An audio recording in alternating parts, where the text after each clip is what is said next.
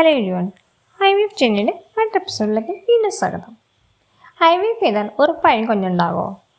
പലരുടെയും ഡൗട്ട് ഇതാണ്. ട്രീറ്റ്മെൻറ്റ് തുടങ്ങുന്നതിന് മുമ്പ് മിക്കവരും തന്നെ ഡോക്ടേഴ്സിനോട് ചോദിച്ചിട്ടുണ്ടാവുന്ന കാര്യമാണ്. നമ്മൾ ഒരുപാട് ശാരീരികമായും മാനസികമായും സാമ്പത്തികമായും വളരെ ബുദ്ധിമുട്ടിയാണ് നമ്മൾ IVF ചെയ്യുന്നത്. വളരെയധികം പ്രൊസീജിയറിലൂടെ കടന്നു പോകണം.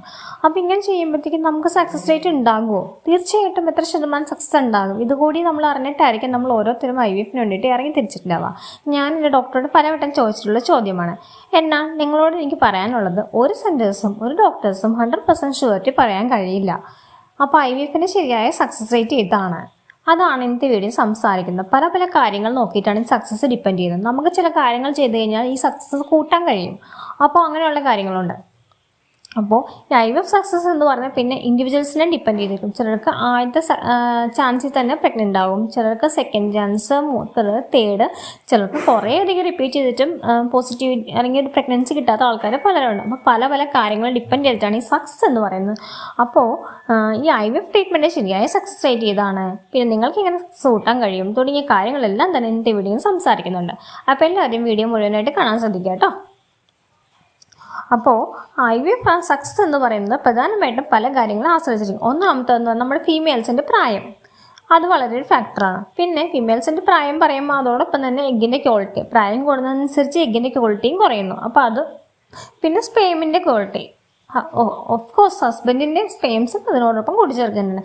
പിന്നെ എഗ്ഗ് സ്പേമും കൂടെ വരുമ്പോൾ എംബ്രിയോ ക്വാളിറ്റി, പിന്നെ യൂട്രസിലുള്ള പല പ്രശ്നങ്ങൾ, ഫൈബ്രോയിഡ്, അഡിനോമയോസിസ്, സിസ്റ്റ്, എൻഡോമെട്രോസ്, അങ്ങനെ പല പല കാര്യങ്ങളുണ്ട്.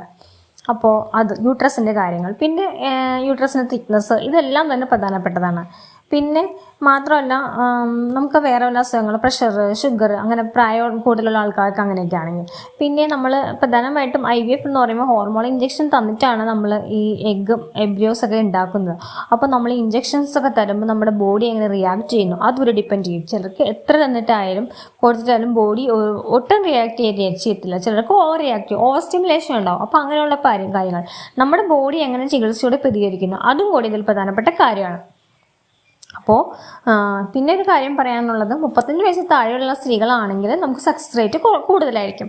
അപ്പം നിങ്ങൾക്ക് IVF ആണ് ചെയ്യണം, മറ്റു മാർഗങ്ങളൊന്നുമില്ല എന്ന് ബോധ്യപ്പെട്ടിട്ടുണ്ടെങ്കിൽ നേരത്തെ ചെയ്യുവാണെങ്കിൽ നമുക്ക് അപ്പോൾ പ്രഗ്നൻസി ഉണ്ടാകുമ്പോൾ കൂടുതൽ കോംപ്ലിക്കേഷൻസ് ഇല്ലാതിരിക്കും.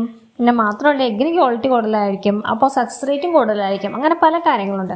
അപ്പോൾ IVF മാത്രമുള്ള ഒരു ഓപ്ഷൻ എന്ന് മനസ്സിലാക്കുന്ന ഒരു സ്റ്റേജിൽ വരുമ്പോഴത്തേക്കും നിങ്ങൾ നേരത്തെ ചെയ്യുക.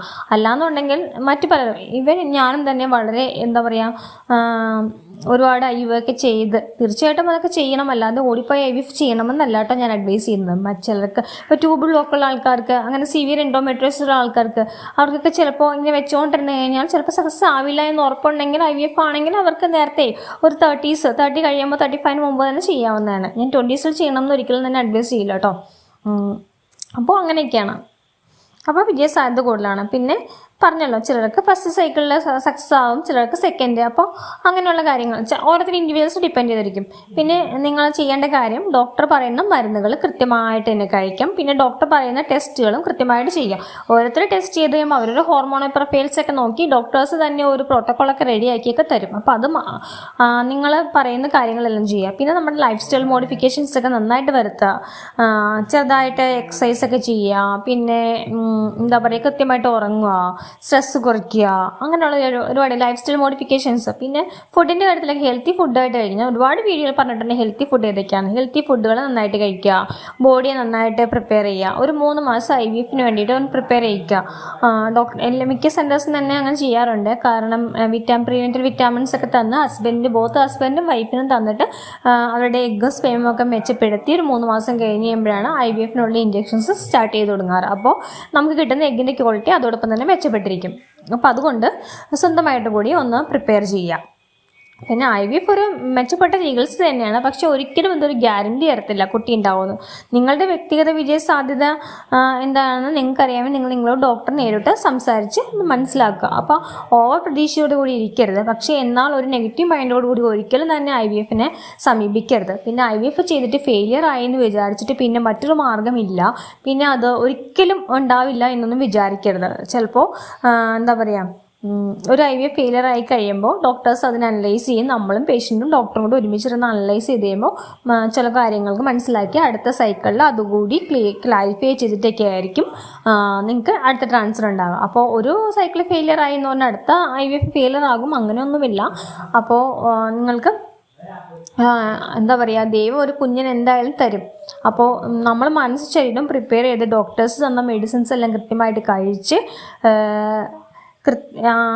നന്നായിട്ട് പ്രിപ്പയർ ചെയ്തുകൊണ്ടിരുന്നു കഴിഞ്ഞാൽ നമുക്ക് തീർച്ചയായിട്ടും എല്ലാവർക്കും ഒരു ആരോഗ്യമുള്ള കുഞ്ഞിനെ കിട്ടും. അപ്പോൾ നിങ്ങൾ മനസ്സിലാക്കേണ്ട കാര്യം എന്ന് പറഞ്ഞാൽ IVF ഒരു 100% സക്സസ് അല്ല, ഒരു 40% സക്സസ് ആണ് പറയുന്നത്. പക്ഷെ നമ്മൾ നമ്മുടെ എഫേർട്ടും പിന്നെ എഗ് ക്വാളിറ്റി ഒക്കെ കൂടി കഴിയുമ്പോഴത്തേക്കും ഒരു 80% വരെ നമുക്ക് സക്സസ് റേറ്റ് പറയാൻ കഴിയും. അപ്പോൾ ഇന്നത്തെ വീഡിയോ എല്ലാവർക്കും ഉപകാരപ്പെട്ടെന്ന് വിചാരിക്കുന്നു. ഇതുപോലുള്ള ഇൻഫോർമേറ്റീവ് വീഡിയോകൾക്കായി ചാനൽ സബ്സ്ക്രൈബ് ചെയ്യുക. അപ്പോൾ okay, thank you for watching.